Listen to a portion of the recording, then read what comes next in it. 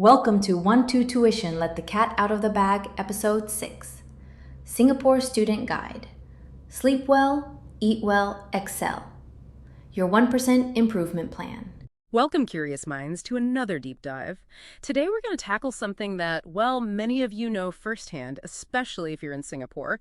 We're talking about that immense pressure on students, and parents too, actually. Exam stress, endless tuition.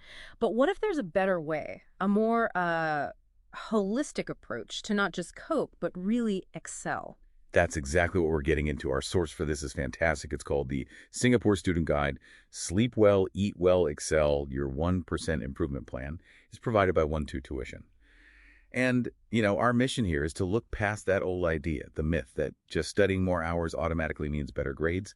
It's not always true. Right. More isn't always better. Exactly. We're focusing on smarter, more sustainable ways to learn, highlighting these three pillars, often kind of overlooked, but really powerful for boosting learning, energy, and handling stress. Okay, so let's unpack this. First up, sleep. Quality sleep. It sounds so basic, doesn't it? But the guide is really clear.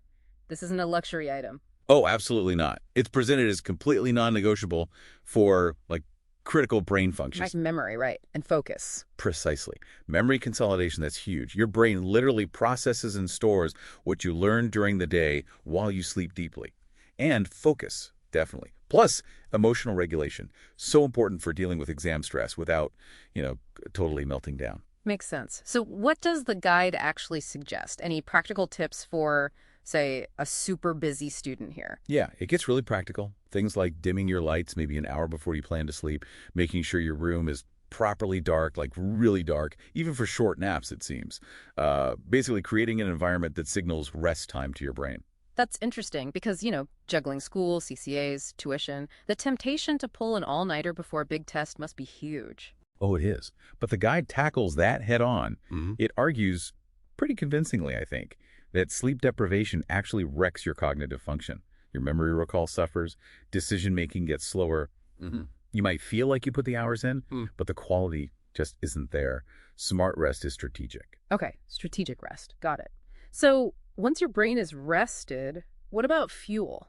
The guide talks about eating well. And again, it seems to go deeper than just don't eat junk food. It really does. It connects specific food choices directly to how well your brain works. Performance fuel, essentially. So what kind of things are we talking about? Well, it highlights things like omega-3s, from fish like salmon for concentration. Simple swaps, too, like water instead of sugary drinks to avoid those awful energy crashes during study sessions.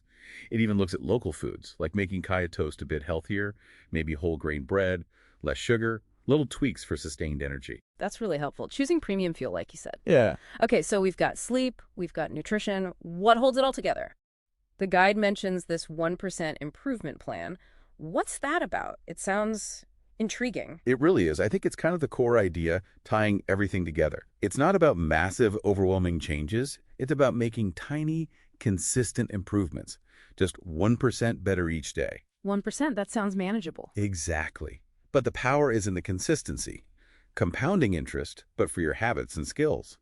The guide suggests that over a year, that 1% daily improvement doesn't just make you a bit better. It makes you almost 37 times better. It's exponential. And Right. Crucially, it helps avoid that burnout feeling because progress feels small and achievable day to day. Okay, I get the concept, but how do you apply it? Say, to studying for a subject you find really difficult. Good question. It's partly a mindset shift, but also practical.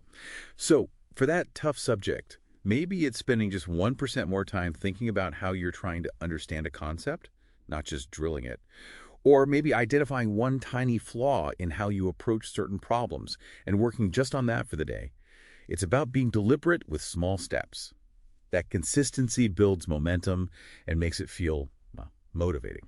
So wrapping this up, it seems the big takeaway from this guide is integrating these fundamentals. Sleeping well, eating well, and then applying this steady 1% improvement approach. It all leads to feeling better, focusing more sharply, and ultimately achieving more, right? Working smarter. Absolutely. Working smarter, building resilience.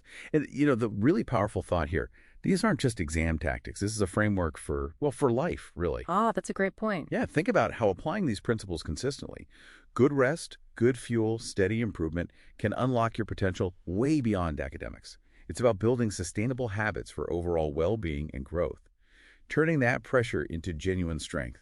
That's a really potent final thought. So for everyone listening, maybe reflect on which of these resonates most right now. Is it getting a bit more sleep tonight, choosing a healthier snack, or just aiming for that tiny 1% step forward today?